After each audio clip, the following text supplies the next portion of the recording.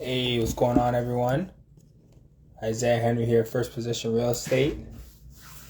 Today we have on Danish. We're going to do a little bit of short-term rental. It's one of my first short-term rental guests I'm having on, so super excited. For those of you who can care, I'm going to show you this real quick. New board, don't watch that. Big board, big goals. So super excited to get Danish on today. He should be popping on any minute now. See if I can grab him in here.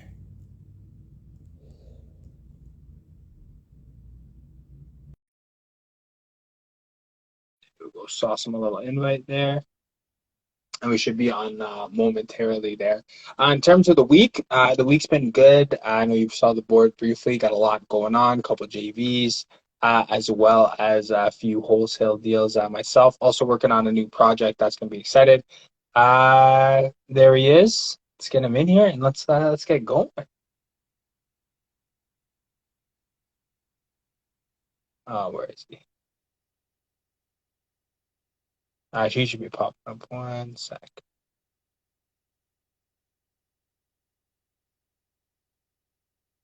And technology is not my friend today. Come on.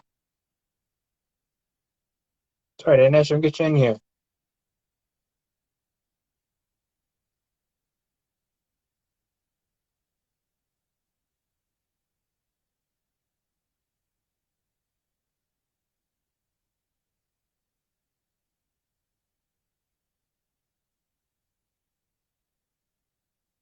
Sorry, everyone. Technical difficulties right here. There he Hey, is. man. What's going on, bro? Good, man. Can you hear me? Yeah, man. Hear you good. Hear you good. Yeah, sorry, a little technical difficulties there. How you doing today?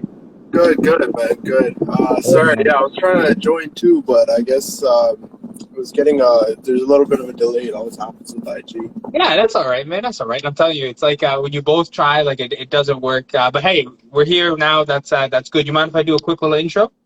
Sure, man. Awesome, man. So it's Isaiah Henry here with First Position Real Estate. I help government employees in Ontario invest in real estate so they can build wealth and retire early. Today we have on Danish. Did I pronounce that correctly? Yeah, it's Donish. Yeah, it's close. Donish. All right, Donish. See, yo, put some respect on this guy's name, Isaiah. Donish. There you go. There. Short-term rental guy. Huge amount of knowledge. Been following him for a little bit, so super excited to have him on today. Do you want to tell the viewers anything before we get kind of get going? Not much, man. I'll just introduce myself a little bit. Sure. The intro as well. Yeah, so I'm a real estate investor and agent based out of Hamilton. And I focus on Hamilton, Niagara region, focus on multifamily, short-term rentals. So, yeah, pretty That's much. awesome, man. No, hey, I'm always excited to have good guests, and I was kind of peeking you. I got to put you on the whiteboard. I was like, man, I got to get them on. So that's awesome here. So just like I like to do, we like to get started. I got 3 questions for you. If you have anything at the end, feel free to throw it my way. But I'll get you started. So, like you said, short-term rental, Airbnb. That's kind of the game and the strategy you're doing in the real estate investing space. What gravitated you towards that strategy, and why do you like it? So for me, like honestly, it was mostly like I started off like just wanted to do your standard like just long term rental, and then I kind of learned about the demand for short term rentals in cities outside, which I wasn't aware of. And then to me, I'm kind of just like if I like something and I kind of understand it and I see potential, I just jump in.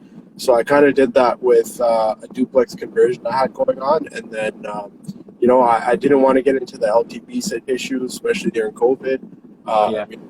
Investing kind of like, more like the first year of COVID. And then I was just like, I don't want to deal with all that. I heard so many horror stories. I'm like, okay, like I don't have anything to lose. Worst case, I'll just, just finish long-term rental. And then, yeah, it just kind of started off like that. And then from there, it just kind of progressed on to the next thing. And then, yeah, like it's been like a little over a year now. So, yeah, it's been pretty good. And yeah, I really like the strategy. I hate long-term rentals. So.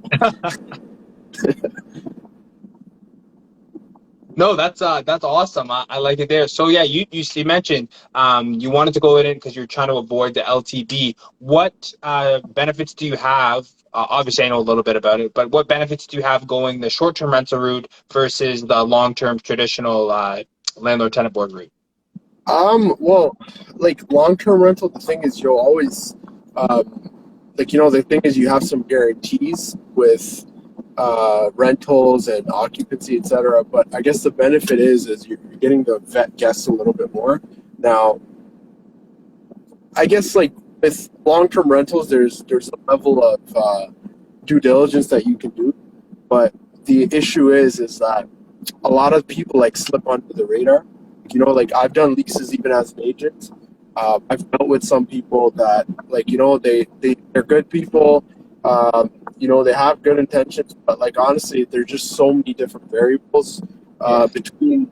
Um, I don't know, like the cost of rental, inflation. Like I feel like a lot of people like affordability is like really getting crazy. So for long-term rentals, it really creates an issue because as a landlord, you're really getting the short end of the stick because you're dealing with inflation with all the costs, and then the renters that are coming to you, they usually a lot of times, depending on the city, they're very tight. Their budget is tight, and you have only so many people to pick from. And then on top of that, if you take them, once they're in, it's like no matter what happens after that, regardless of what you agreed on, it doesn't apply.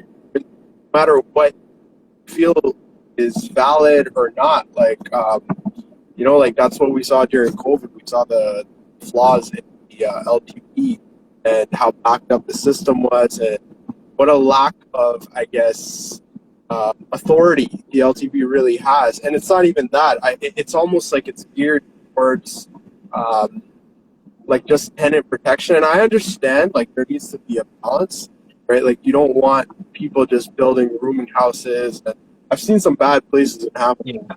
I've walked into places with like 6 people living in a 2-bed, 3-bed basement, and they don't know each other. They're roommates. So it's like you don't want stuff like that, but you don't want people who are providing housing to go broke either. Right? Very true. So that's kind of like my thing with Airbnb. Like getting back to that point, kind of like I get to pick coming in. I can do some due diligence. I'm literally allowed to ask for anything. They don't answer. They don't answer. If I find them to be shady, I find them to be shady, and I can just decline. And they usually have a track record. Like if they're coming with reviews, if it's a longer booking, they have to have a credit card on file. And like I know as an agent, even someone who worked in the banking industry, not a lot of people have a couple grand available credit if they're really tight on their budget, right? Yeah. So it just a lot of like, there's a lot more, I guess, due diligence you can do, and you can kind of see their track record, and you can go above and beyond, and like depending on how you really position yourself, you can ask the right questions, and you can ensure that people aren't like kind of going to take advantage of you based on their situation too. Like it'll tell you where they're coming from. If they're verified, if they're under 25. Yeah. A lot of this stuff, which again, like it's especially useful in times like right now, like in the summer. Like I see, if someone's local from Hamilton, like why are they traveling? That makes no sense. They're probably gonna, they don't have the best intentions. So, I mean, there is some risks, but I think overall, there's more cash flow, obviously, because you're charging more money, right? But there, you do have to obviously provide more. You have to pay for the utilities, etc. But you have a little bit more flexibility over your property. You have more control. If you want to sell, you can block off the dates. If you want to do any sort of renovations or development on your property or that lot that you're carrying, you have a little bit more control because you can just block off your listing. Exactly, man. I think you nailed it on the head when you're talking about control there. Because yeah, I'll say it, man. The landlord tenant board is very geared towards the tenants, and don't get me wrong. Like I'm not here to start a legal debate, but if Ontario, these owners were working so hard to provide high quality housing, or at least the professionals in the space. But then you get a tenant who comes in there literally day one, they give you first and last rent, and then day one they're like, nah, I'm good. And as the owner, you're going to go through the ringer just to either get them out or to get them paid back. Now, again, I'm not saying every tenant's bad. I've had some really good luck with great tenants in my properties. But like you said, the control is obviously there with the Airbnb short-term rental strategy. So I really like that. It's and you found it to be working, I guess. Yeah, it's working great. Again, I guess another thing I should mention, which I mean, a lot of people like it's becoming more popular, so people understand it a little bit more now. It is like a business, right? You can like do it with one property as kind of like okay, like whatever, it's manageable. But once you start doing multiple listings and you have multiple properties that are on there, it turns into like a little bit of a business, and there is some more management involved depending on what kind of team you have, what kind of setup you have for your business in general. So it's just a matter of, I guess, like understanding that first and foremost, right? Like I tell people that straight up, like whether it's clients or even friends or family, like it's not, it's cool. I like it, but just make sure you understand what it is. That's awesome. That's great advice, especially coming from a professional in the space there. Moving on to the second question I got here. So sticking with the whole Airbnb realm there, what advice would you give to new investors? If someone wants to get into it, would you advise they take on the management of their own unit or kind of outsource it to an arbitrage company? Yeah, so that's a really good question, and I think it's one that's really important. It goes back to kind of what I just said a little earlier, and it's one of those things where you have to understand what you're getting yourself into, right? Like I was saying earlier. Now, once you understand that, especially if it's more than one unit, if it's like a multi-unit property or it's a couple properties, now you have to ask yourself how much, like now that you understand what you're getting yourself into, is that something you want to take on? Because understand that if you have another business that's going on, now you just created another business for yourself, right? Yeah. So now, obviously, people want a cash flow. So to them, it's like, okay, well, I'll do it as long as I'm at least getting the same as long-term cash flow, if not more. Because for some people, they don't even want more cash flow. They're just like, I don't want long-term tenants. I want someone to manage my property, but I don't want to be negative cash flow or something after paying them the management fee, right? So as long as, I guess, you understand what your role is, and if you're okay with doing that and you're taking it on and it's beneficial to you and you see yourself doing it, at least, yeah, for sure, go for it, try it out. I always encourage people to do things that, like they're motivated to do. But if it's clear that, it's not really something for you, then just see how feasible it is, right, in terms of like costs. Like if you're paying a management company, most of them are going to take 20 to 30%. Like after that, are you still profitable, right? Yeah. So that's kind of like the feasibility, the just the time management and the value of your time for taking on something like that, right? Like how important is that to you? Because there's some people I know, like, like there's times even myself, I'm like, okay, do I want to do arbitrage? And I'm like, I don't know, like if I dedicate this much time to it, maybe I could, get a real estate client as an agent, and it makes up for that whole arbitrage for that year. Right? So Yeah. it's a lot of like, you have to be very realistic. Just sit down and analyze that stuff. Yeah, that makes a lot of sense because I feel like, you watch any of the no money down real estate shows or no money down investing. They're like, oh, just go arbitrage, go talk to landlords and just arbitrage all their properties. And like, yeah, like that makes sense at a high level. But like once you get into it, like you mentioned two things, like the time that it takes to do that. There's a lot of time. Second, the knowledge, and then like the effort. Like, don't get me wrong, a long-term tenant, you put the tenant in there, you do the screening at the beginning, and yeah, you're going to answer a couple maintenance calls, but it's a way less work intensive. But an Airbnb property, you're managing that thing day to day, top to bottom, cleaners, guests, like you're running a business there. So I think you made a really good point about like sit down and understand what you're getting yourself into. There's another thing too, right? It's getting really saturated now. So like I've met like a handful of people that are coming into our market. Now the thing that sucks is I think you have a question about this, so I'll leave it for that. But Okay. for your next question, but essentially like things are changing in this space, right? So you don't want to be someone who's overly optimistic and you're kind of not well prepared. And it's one of those things. Sometimes we all have that, like throughout different points of our life. We see something, we're like really motivated, but is it really something we want to do for a long time? Right? Is it something you're going to take on? It happens with people when they get their real estate license. Happens with people when they do arbitrage. Happens with people that become landlords, mortgage, whatever. Right? So it's one of those things where it's like with this, imagine you're getting into arbitrage or something.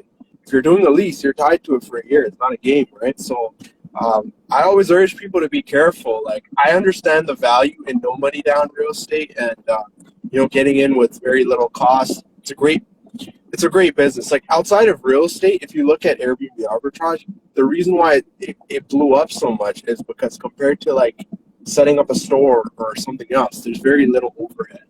And there's very little cost involved, and you're getting almost 100%, if not more, profit, right? And after the first year, it's everything's profit. So it's one of those things that's really popular, but you're tied down to it. So just understand what you're getting yourself into. Look at your city that you're going to too, right? And kind of like foresee what's going to happen and the changes. And yeah, like, again, I don't like to discourage people, like, to be scared or like, not do things that are good for them, because you should be like, if you're motivated to do something, go for it, right? But just be careful. 100%. Man, like, this is such an authentic conversation. Like, the amount of people, don't get me wrong, like, I'm a big thing, like, nobody's going to tell me, or nobody's going to stop me but me. But, sometimes you got to get, like, put that real information in your face. Like, this is actually what you're getting into versus like, oh, it's all sunshine and rainbows, work hard and you can achieve your dreams. I'm like, I get that. But at the same time, like, you got to understand what you're getting into. We talked about some things like competition, the work involved, like how, like the risks involved with it. So I feel like that's something people need to go over. But I'm not saying not to go for your dreams, everyone. That's not what we're saying, but just kind of look at it from a totality, if that makes sense. Yeah. Am I summing that up right? Yeah, no, 100%. Like, go for what works for you, right? Like, some people thrive in things that other people don't, right? Like, there's probably like a lot of people that are really good at something that haven't started doing it. Like, Airbnb's, it's one of those things. You're in the hospitality business.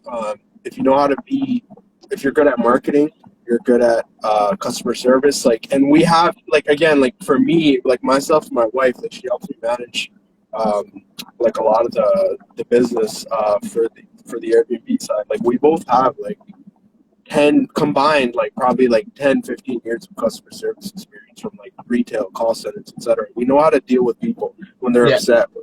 So we have a lot of that stuff covered. And obviously, like, as an agent, I know how to screen people. Like, I've dealt with like a lot of that stuff. So I'm not saying other people can't get into it, but there's some skills that will really help you. And then obviously the number one thing is motivation. If you're really ready to do it and you're someone that'll stick to it, you can make a lot of money, man. Like, it's not just like a cookie cutter, like one way. It's not cut one way, right? Like, you can do. There's people that are doing like 1-bed apartments, and then there's people that are doing like waterfront properties, right? You can do 10 1-bed condos, or you can do like 3 waterfront properties, and they make the same amount of money. Like, there's so much to it. It's once you get into it, but you just have to be kind of committed and understand what you're getting yourself into, especially with a lot of what's going on right now in Ontario. There's a lot of changes happening, right? So yeah, makes sense there. And that kind of goes into our last question here. So again, like I said, I've been kind of watching your stuff for a while, and by the way, content's great. So I watched a video about you changing and pivoting strategies. In terms of Airbnb, there's different laws coming out in different cities and municipalities. What are you doing to kind of change your business with these new laws, and what would you tell other investors? Well, okay, it's like this. So for me, like, I didn't get too heavy like into like one area, and like I didn't do any arbitrage. Like, it's just my own properties. So what I've always had in the back of my mind that there's, in the foreseeable future, there's going to be changes coming. So, like, just to give some context right now, to simplify it, Ontario has a rental shortage. Okay, so every city you go to, doesn't matter what the interest rates are doing, rents are really high. Hamilton, we have a super like high rental shortage. Rents are higher than ever. So Ontario, as a government, as a province, not just individual cities, they're applying a lot of pressure on cities, and cities themselves are getting complaints, and they're applying pressure on increasing rental units. Now, that's when Airbnb comes under scrutiny, because what's happening is people are seeing Airbnb as an easy target for, oh, well, that's why there's a rental shortage. When in reality, like, you need like a couple thousand, whatever amount of thousand units per city, but there's less than 1,000 Airbnb units. Yeah, that's not going to fix your problem. Like, there's not even that many Airbnb units. But So as a result, what's happening is like if you understand politics, it's always easy to find scapegoats, right? Like Airbnb is a great scapegoat for everything. Exactly. Whenever there's a shooting, Airbnb. Whenever it's because it's an Airbnb. It's because, like there's so many things that get blamed on it. So imagine if I'm someone in a position of power and I need to give answers. I'd love to have someone like Airbnb take the responsibility for all my flaws, right? Exactly. So Yeah. that's what's happening to Airbnb right now. Every city, if you've noticed in recent months, they're really cracking down. Even the cities that are not, they don't have such a big Airbnb, population or amount of Airbnbs like Windsor, London. Hamilton's actually a huge one. So guess what? I knew it was going to happen. It just happened last week. They brought it up for discussion, and I actually watched the committee meeting where they talked about it. And this applies to pretty much all cities. So I can give you a quick rundown of what they said. They said, Yeah. um, well, the number one issue was a lack of rental units. So that is going to be used in every city from Ontario all the way. You go anywhere across Canada, but in Ontario specifically because we just have it the worst, right? So they're using that as the number one issue. The second biggest issue they're saying is parties. Now the hilarious thing is I know there's not many Airbnbs that can even accommodate parties. And they said there's these waterfront properties. Hamilton only has a few waterfront Airbnbs. So Yeah. the number one thing is rental units. The second one is like partying. But this rental unit thing is such a big problem that it's causing a lot of the cities to really scrutinize it. And a lot of the councilors already didn't like Airbnb, but now they have a reason to actually go for it because they have the backing of the province, the news networks. Everyone is kind of jumping in on it. So you have to really do your due diligence. Honestly, if you're in a major city with, I would say, even like a 70K population, you're in Ontario, they're probably going to get rated. Yeah. Now, the way you can pivot, like you were asking, to go back to that, is you could do 28-day minimums. I know, like in my units, I can do 28-day minimums, and I'll be pretty good, right? Like for the most part, because I think. But here's the thing with that, right? The rents are really high, so now you have to be careful because there's still competition. So, like, I have a unit that I know for sure will go for 28-day minimums all year long, no problem, because it's such a nice unit. It's a basement unit with 2-3 bedrooms, and I charge maybe a couple $100 more than a long-term rental, but it's furnished and it's just built like less than 2 years ago. Yeah. So something like that, but I mean, you're gonna have to be competitive, and depending on what your carrying cost is, you just gotta be careful, right? Because you're gonna compete with me, and maybe my carrying cost is less than yours. Ah, there it Right? is.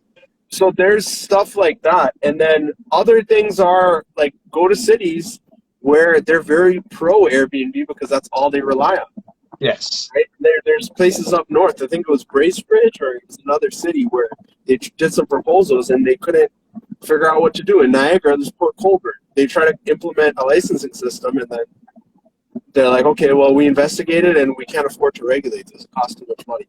Just let us know if you're running here. So those places are cool, and go to places where it's already regulated, but there's some leeway, right? And you don't have to Airbnb your own property. You can be an Airbnb manager for other people for their primary residence, right?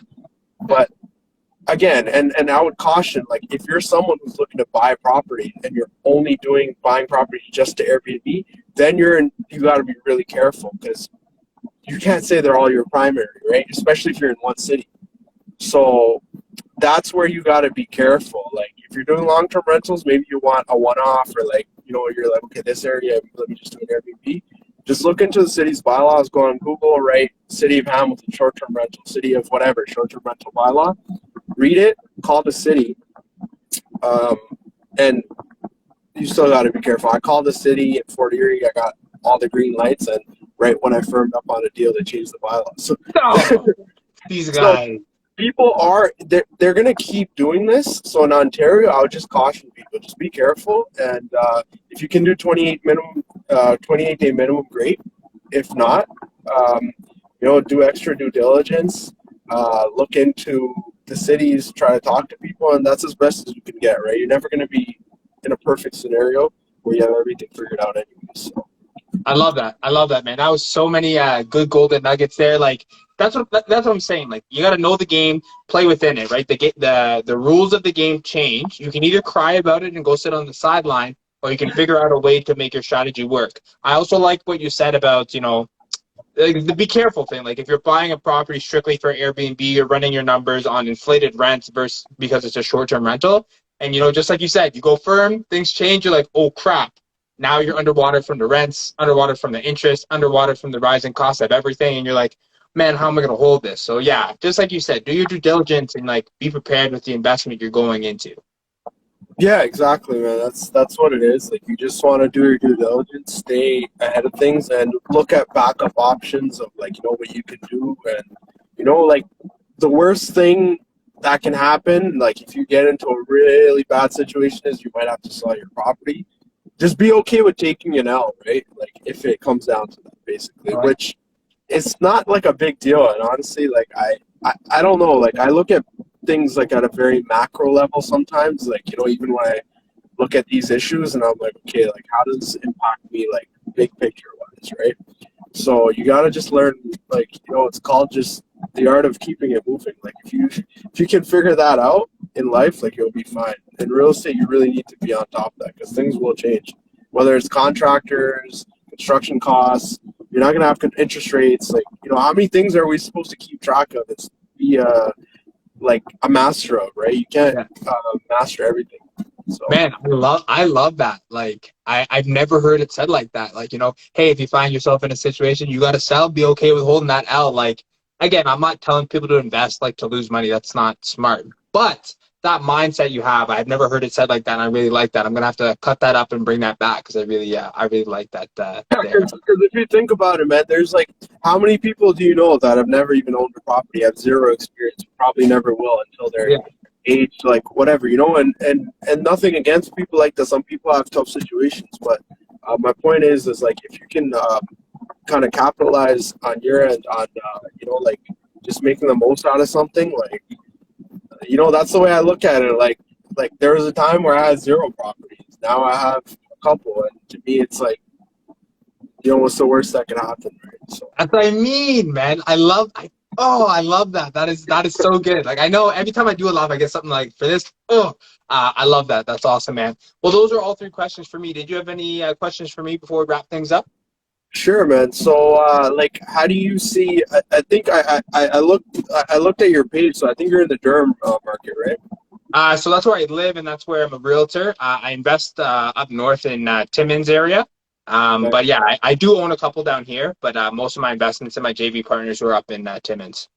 Nice, nice. So, like, how are you, I guess, or how do you feel, or how are you pivoting with all the craziness in the market, whether it's interest rates, all the doom and gloom and everything? I'm screaming at people. I said, "Yo, get your wallets ready. We finna buy." Like I feel like again, I'm not gonna be buying like crazy or doing like things that aren't wise or unfundamental, but I'm just seeing this stuff's on sale. And again, I look at real estate as a long-term play. Like if you are in the mindset I need to get all my money back in 6 months, perfect burrs, got to be cash flowing 15,000 a month. Like maybe we're not the same guy. But if you look at real estate on a long-term approach, I can see this dip in the market. I'm not timing the market because I consistently buy real estate, but I just see stuff on sale. A lot of people who were like really leveraged, who did the whole like HELOC refi buy, they're kind of holding their shirt right now because rates went up. They can't hold anything. So I'm telling you, there's going to be some good opportunities. I'm keeping my cash cool and ready to go. The lender's on speed dial. When I see a deal, we're going to pounce on it. We're going to keep moving. No, that's solid, man. That's the way to look at it, and like I think that's kind of the best way to go about handling the market in general, because like we're not really. I mean, like if you look at it from a year ago, at least like in my market, I think it applies everywhere. We're not really down. We're still kind of up like a couple points, but yeah, there's opportunities, man. Like sometimes I see things selling for like less than they should even now. Yeah. And like I've gotten that for clients actually too. But it's like I'm seeing it, so I see the opportunities, and to me, it's like, okay, well, we're like 30, 45 minutes away from the GTA. If things are still going there for over $1 million and I can get it for 7, I don't think it'll be too bad in a couple of years from now, because I know that market. Like, just sometimes it's logical stuff. Sometimes even the more, I guess, advanced analysis, like the way I look at it is like, depending on the market you're in and where you're at. Like for me, like Hamilton, I know what the city's about. I know what's going on, right? Like down the line, like there's so much money coming in here. There's so many developments. Any serious development project, it gets sold out. They're like, it's a full-fledged city with like population of 500K plus. Yeah. Like we're right by like QEW. We're in the middle. Like, just location-wise, industry-wise, we have college, university, hospitals. And with the incoming immigration. So I think it is, like you said, it's like a slow and steady game, right? It sucks because even when I started off, like, I understood that, but, I think all of us kind of, like, really got, we reaped the rewards of, like, this craziness, because everyone thought it would property shoot up, like, 30, 40, 50%, almost 100% in some markets, right? Like, doubled up. So, yeah, I think going back to normal is a good thing, man, because, like, again, like, that's what it's all about, right? Like, 10, 20 years from now, that's what's going to, I guess, like, save you and really, like, keep you wealthy, right? Like, just dealing with a balanced market and navigating that, not, like, the 20, 30% every year, right? Yeah, 100%. Like, that was unsustainable. Like, we couldn't keep doing that, which is fine. So if you're in the market, you're like, great, it's gonna ride. But like, don't, just because it comes down a bit, like, don't scream and get out, right? Like, even if right now, like the property you own, if it goes to 0 right now, you haven't lost any money. If the property's worth nothing, you haven't lost money. You only lose it if you sell. So let's say it goes to 0 for today. You still have your tenants, short-term or long-term. They're paying you rent. They're paying down your loan. That's great.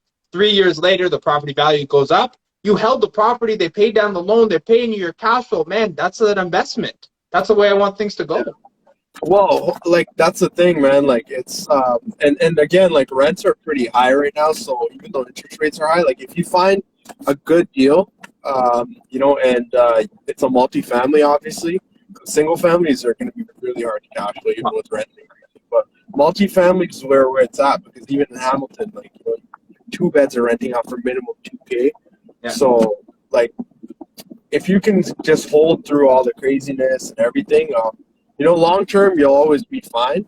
But it just like, again, like, just like we were talking about short term rentals, I think even with long term, you have to understand what you're getting yourself into, very much so. And what the real value is. And if you're not okay with that, and you like watching the news a lot, and you like seeing 20% a year or like 20% down, then you're never gonna make it out, man. But yeah, that's what I mean. That's crazy, man. I love it, man. This has been great. But again, in the interest of time, I'll keep it short there. Anything else before we wrap things up? No, man. That's it. Awesome, man. All right. So we had I'm going to say it right. Danish. I was going to say Danish. Danish on today. Dropped some knowledge bombs. Talked to me about holding the portfolio, a little bit about short-term rentals, a little bit what he's doing in the Hamilton market. Where can people find out more about you if they want to get involved, find a realtor, or, just get educated on the topic? Honestly, man, mostly Instagram. So just my Instagram handle, Danish RLT. You could go on my website, rltco.ca. But yeah, mostly IG. Like, I connect with a lot of people, met a lot of good people. So yeah, you could reach out to me, DM me, I'm always around. Good stuff. Good stuff. All right. You guys heard it here first. You guys know where to reach him. He's an Instagram kind of guy. Also has the website.